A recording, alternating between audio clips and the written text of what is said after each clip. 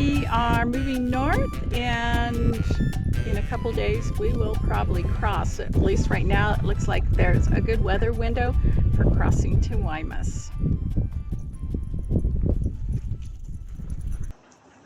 But before we go any further into our future plans, let me back up and bring you up to date. We spent 2 weeks relaxing at Puerto Escondido. Since last year, we found the dinghy dock had been relocated to the southern side of the marina, and it does make access more straightforward. We also made the acquaintance of 2 aspiring sailors and helped them rig their MacGregor 26M in the yard. The yard appears to be well run, but I can't help but choke at the storage prices. For a boat the size of La Brisa, a 35-footer, the rate is $525 per month and $425 to haul out. And if you have a vehicle, there is also a parking charge. Puerto Escondido is an expensive place for being in the middle of nowhere, and we ended up spending more money for laundry, eating out, our purchases at the marina store in Puerto Escondido than we did for a commiserate amount of time in La Paz. At the end of our 2 weeks on a mooring ball, we departed Puerto Escondido with Isla Coronado as our destination. As is normally the case this time of year, the wind was on the nose. As Isla Coronado got closer and closer, the wind shifted enough for us to put up our sails, and we leisurely poked along at 2.5 to 3 knots. Unfortunately, that did not last for long, and we ended up motoring the last part. After a restful night, we departed Coronado, and I hastily plotted a manual course in navionics for Punta Mangles. If you, like me, followed the 2014 Volvo Ocean Race, and based on the video's title, you will know what happened next. 500 feet away, that rock. The rock I had us going right through.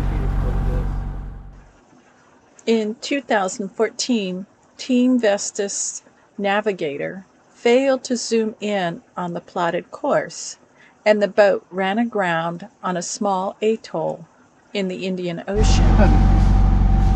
Now you think that's funny, huh? Yeah, funny as how we didn't hit him.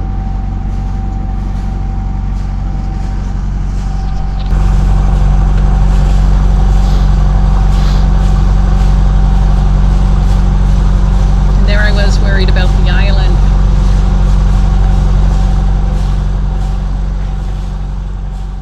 Luckily for us, the state of the tide was low enough that I spotted the rocks. We were so lucky. In addition to my failure to zoom in on navionics, the rocks were mentioned in the cruising guide, but I had assumed they were within the anchorage itself. I should have read the guide more closely. It is, hopefully, a lesson learned. Our destination, Punta Mangles, is just south of the popular San Juanico anchorage, and it was an anchorage recommended by our friends Jack and Wes. While it probably would not provide a lot of shelter during a really strong norther, wraparound swell would be more of a factor. However, it was perfect for the conditions we were experiencing, and we gloried in being the only boat around. In fact, the only people for miles. The cruising guide recommended it for its shell collecting possibilities, but I did not find much in the way of shells. I have noticed in the Sea of Cortez that beaches will vary from year to year in the amount of shells of interest for the avid collector, and I did not add any to my modest collection. A dirt road comes down to the anchorage from the surrounding hills, and there are several uncompleted structures. Everything was deserted. It is obvious that there were once grand plans to develop the area. I suspect the grandiose scheme fell through in part due to the lack of a sandy beach.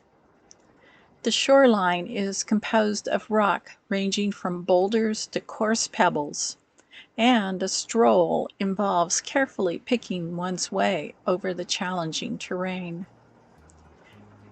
We enjoyed our time at Punta Mangles, trying to drink in as much of the beauty and isolated remoteness as we could, knowing that we will probably have one more Baja anchorage to look forward to before we make our crossing to Guaymas.